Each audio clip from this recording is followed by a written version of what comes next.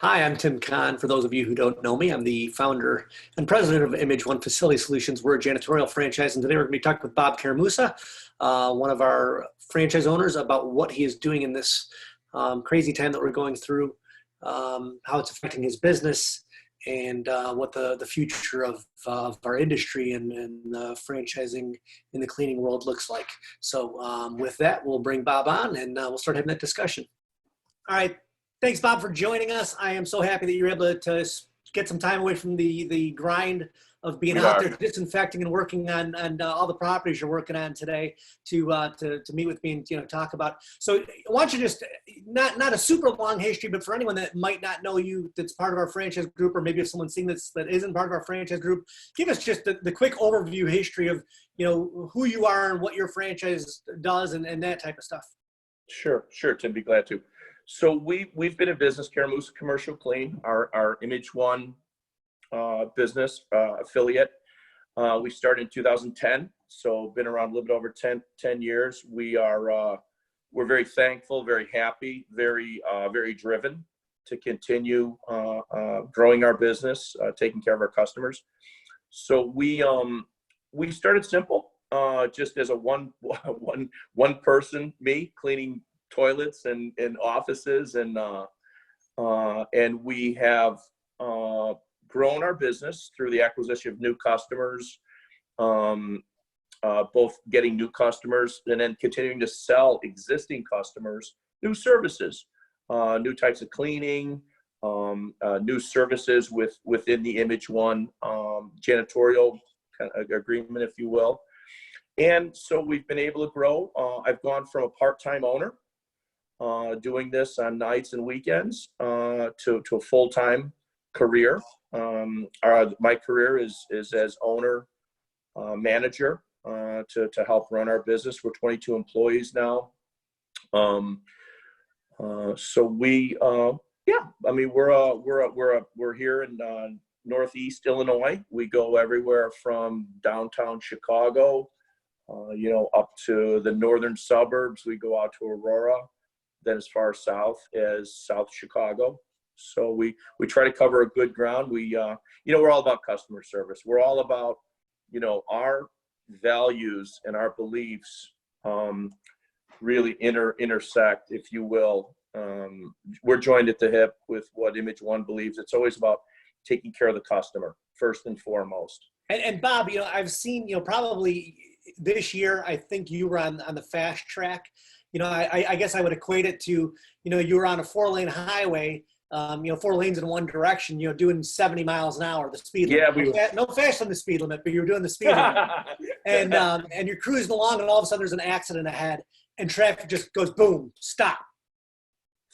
And that's kind of where I felt like we were just a few weeks ago. All of a sudden, none of us knew what to expect. None of us knew what to do. But thankfully, because we're an essential business, we've been able to continue to work in a lot of cases. A lot of our franchise owners that were doing, health fitness centers and bowling alleys and movie theaters, restaurants, those kind of things closed. So they weren't able to continue. But a lot of the work that you guys do is essential work. So you've been able to continue. So how has the current situation impacted your day-to-day operations and your recurring revenue?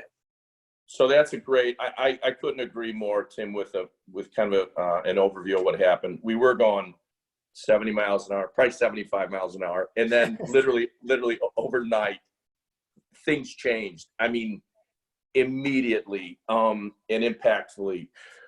So we, if anything, Tim, it caused us to micromanage literally everything we do at every single account. And I don't remember, we have 40 accounts, 50 accounts, something like that. So as the owner, what I did, Tim, we look at our business 2 ways: keeping what we have, keeping the business what we have, and then how can we grow either strategically or opportunistically with that group of people we have. So in our specific case right now, Tim, we have somewhat by design, but also somewhat by luck. As we've grown our company, we have commercial accounts, offices, manufacturing facilities. And then we also have a number of accounts that are through property management, condo buildings, townhouse facilities, locations where perhaps not every person might think that there's business. You know, we sometimes think as cleaning, you know, we clean offices, we clean manufacturing facilities. So, you know, through property management, typically that business, we're cleaning common areas of condominiums, townhouses. And as most people, I mean, there's some of these are very significant, 8-story, 10-story buildings. So one of the things to tie into what you were talking about being an essential business, us being cleaning, disinfecting, safety people, which is what we are, the demand for our business actually has increased exponentially in many of these property management / condominium associations, because as we can imagine, you know, many of these people now have transferred work from where they normally would report to, like you and I are doing right now. We're working out of our house. So many of these places, people live in these condos and in these townhouses. So the need to clean and disinfect these areas in these townhouses has become even that much more expected and exponential. So we're getting quite a bit of increased business, if you will, from some of our property management type accounts. So your business has actually increased over the past 4 to 6 weeks. Did you have any accounts that shut down, or really all the businesses that you were doing were businesses that continued to operate? So great question. So we've been lucky. In that luck, I'm going to explain a little bit about what we have done to try to minimize, because we don't want anybody, let's be honest, I don't want anybody even going on hiatus. Nothing. I don't want anybody going on hiatus, because when they go on hiatus, there's no cleaning being done. Even in an empty building, you still need your buildings clean. You still need them. Absolutely. Yeah. If you're not in those buildings and no one's in there, then the critters start taking over. So, you know, buildings that haven't been cleaned in a few weeks, I guarantee they're going to need some heavy duty cleaning, because there's going to be bugs in the corners and cobwebs and all these things. All those buildings need to be cleaned before they reopen, whether that's May 1st, May 15th, June 1st, whatever it happens. Yep. Those are going to need extra cleaning. So I like the fact that you're saying that. And Tim, in that point, you know, and we always try to boil it down to, what does this mean financially? What's the financial impact to our customers? And everything you and I are talking about right now, very true, very evident. But then, so the next point to them is, you might not have me here for a week or 2 weeks, but what's going to happen in 2 weeks or 3 weeks? We're going to need to come in and do an impact clean. So instead of those cleaning days being $75 and maybe $100, now I'm going to have to charge you $200 and $300 a clean, because the 2 hours is now 5 hours, 6 hours. And so kind of tying into what we're talking about. So we might save $1 or $2 here, but in 2 weeks, 3 weeks, 4 weeks, you're going to wind up giving me that and more. So I try to appeal to their sense of financial judgment, if you will. But we also just talk about being in there, keeping things, to your point, keeping things clean. And most places, Tim, have at least 1 or 2 people going in. Even in the companies that have 99% of the people gone, there's an office manager who perhaps comes in, a CEO comes in oftentimes. So the idea that, okay, your whole team isn't going to be there, I don't know of any customer, none, zero, that just has shut the door 2 weeks ago and has never had anybody in there. And so I can tell you specifically, Tim, so we probably have right now, out of 40, 45 accounts, 2 of them or 3 of them that, and they were, I can tell you, one of them was $220 from Crystal Lake, and another one was about $800. Those are the only accounts that we're not going into anymore. That's fantastic to hear, you know, because, you know, we always talk about our industry it's really recession resistant. And, you know, all through the Great Recession, you know, you guys continued to grow, and the overall company continued to grow, because it is cleaning isn't something that you can just stop doing.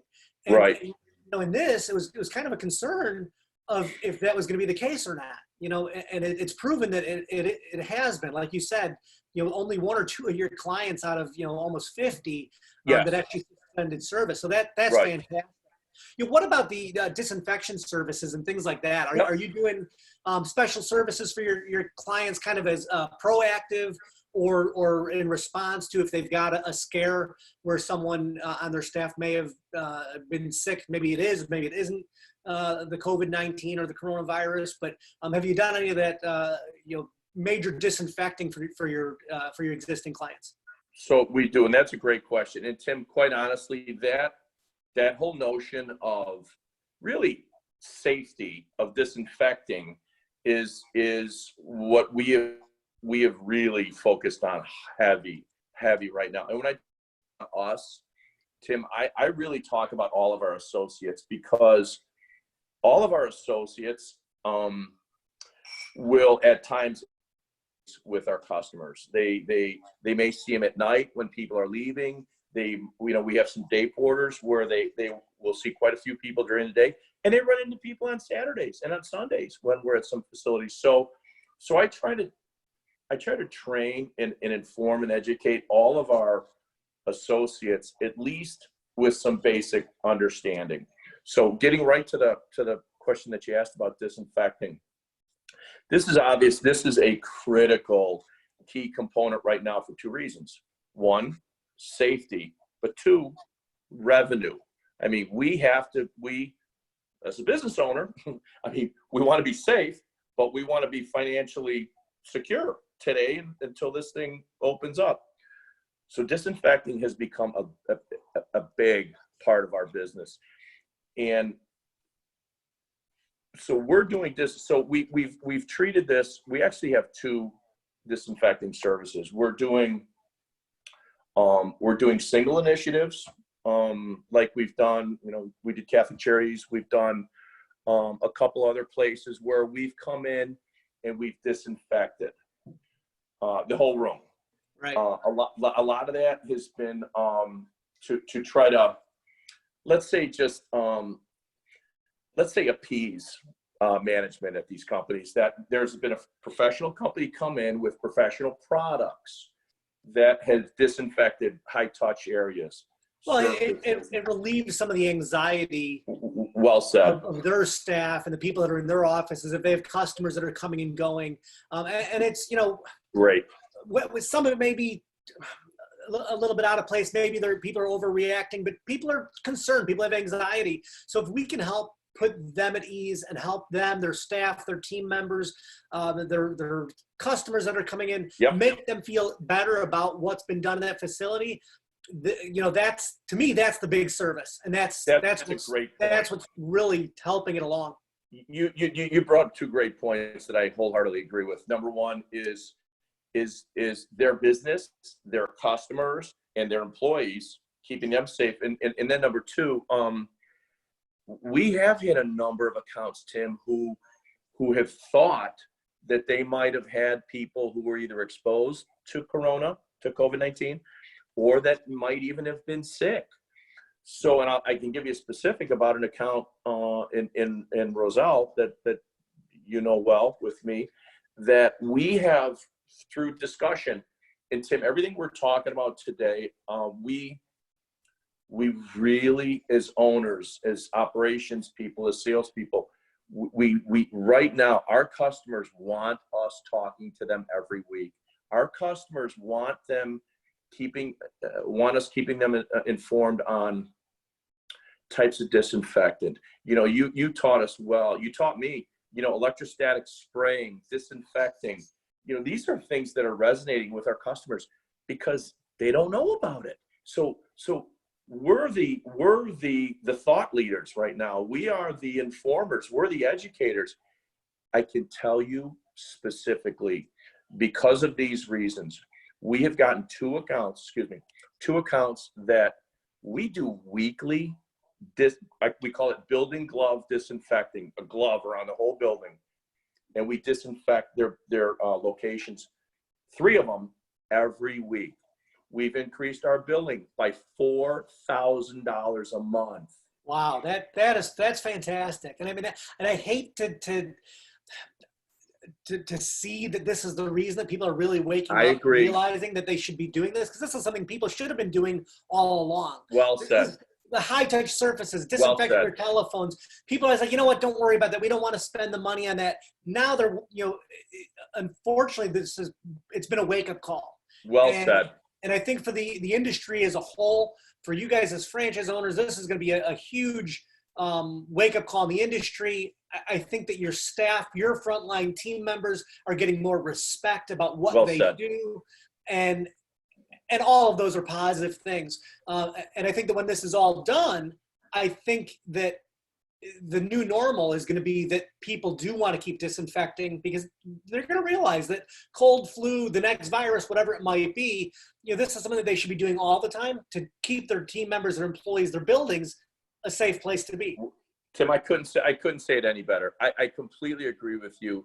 And just as a business owner and learning, 30 days ago, if you and I would be sitting here talking, maybe 60 days ago, coronavirus, immediate health risks, potential death. I mean, this thing is so impacting. And as a janitorial company and as a janitorial expert, again, we have to develop ourselves as being that thought leader. We are the ones that corporate America and property management look to how do we solve this? What do we do? And going back to just that one scenario in Roselle, the company that has hired us to clean, 3 locations weekly, Tim, price is not even an issue right now. Price is not, because the CEO called me personally, and I went through the whole presentation with his director of maintenance. He's like, I'm going to tell the president about it. That day that the CEO called me, and he goes, Bob, I just want to understand what you guys are doing, what's going on. And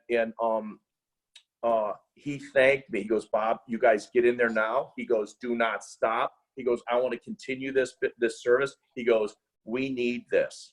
And so as we have these meetings with our customers, as we talk about janitorial and now this disinfectant, building glove, clean, Tim, it resonates with everybody, because the immediate needs of safety and cleanliness and disinfecting, and with the products we use, I use the AF 314. We show them. I mean, I send them. I give them. I have copies of the bottle. We have a whole presentation, so they see what it's made of. They see what it kills: H1N1, HIV, Streptococcus, and they know that we're using top grade equipment. Tim, every single customer is interested. And Tim, when this does come back to, I don't know why when we do get back, Tim, to people going back to work, we have it 20 to 25 deep disinfectant cleans that we're going to be doing that will. I've even worked out a deal with a temporary labor service here in Crystal Lake. I'm probably going to be using 5 or 6 people, right, just doing disinfecting. So this is now, so our business, I can tell you, this disinfecting initiative is going to be a part of our everyday service. Every day, every account, we're going to be sitting down with them to add this to their monthly reoccurring. Yes. Right. Well, that's fantastic. I mean, that's good for you. That's good for, like I said, good for the industry. It's good for our clients and their it is their employees, their staff, their people that come in and use their service or buy their products, whatever it is. So all around, I think it's a very positive thing. Now we're cleaning for health. Well said. Yes, really what we're doing. Before it was cleaning for appearance. In a lot of cases, now it's cleaning for health, and that's the way it should have always been. That's the way that the industry wanted to go for years, and now I think people are going to realize that that's what's a necessity, and that's what's going to go. So, I know you've got a lot of work to do. I know you've got things to get back to, and you've got crews Right on. to manage and stuff. So I don't want to take too much of your time. Is there anything you'd like to wrap up with? I think, I can tell you how much I appreciate the information that has come from the home office out to me, of which then I disseminated out to our staff. I've learned a ton on applications. I've learned a ton on just from information you have sent out, and then your office has sent out on CDC, just learning about what are we going through? What are some of the facts? Because I really believe there's so much misinformation and disinformation out there. When we do get information from the home office about here's what's going on, here's some statistics, here's some equipment, here's some things we can do to help. It just makes me better. It makes me a better owner. It makes me more informed. I then pass it on. It's very much appreciated. I think you brought up a great point. We were all about image. We were all about cleaning. And yes, we were about safety. This, though, brings that safety and health element to your point. You're right. There's two prongs to our approach now, into our solutions, if you will. And we as owners, we need to make sure we're talking in depth, in detail, factually about both of those. And I can tell you, Tim, the disinfectant side of this business, of our business, I'm going to be an expert. I'm learning a lot about it now. I've learned a lot in the last 30 days. I will become a thought leader on it because I want to keep our accounts safe. And we want to provide a service where there's margin for us. And I think this is a great business for us, and it's a natural. Great. Hey, thank you for the kind words for about the support that we've given you, because we try to do everything we can. And again, we're this is new for everybody, and so we're trying to do as much research and get as much information out into your hands as possible. And I'm glad that you guys are all doing well, and that your franchise is doing great through these strange new times. We're trying. And I appreciate you taking time out of your busy schedule to talk here a little bit today, and share with us what your experience has been. And I just got to tell you that you guys, again, cleaning people are not looked at as frontline responders or right. like that. But what the reality is, you guys are the heroes out there, because you guys are preventing it. You guys are cleaning. You guys are preventing the infectious spread. And it's not as widely recognized that the cleaners are in that role. I think it will be, but so I want to say thank you to you and to your team for everything that you guys are doing, and keep up the good work, and just get back out there and keep doing what you're doing. So we will, Tim. Thank you very much. All right, thanks, Bob. You bet. Bye-bye. Thanks.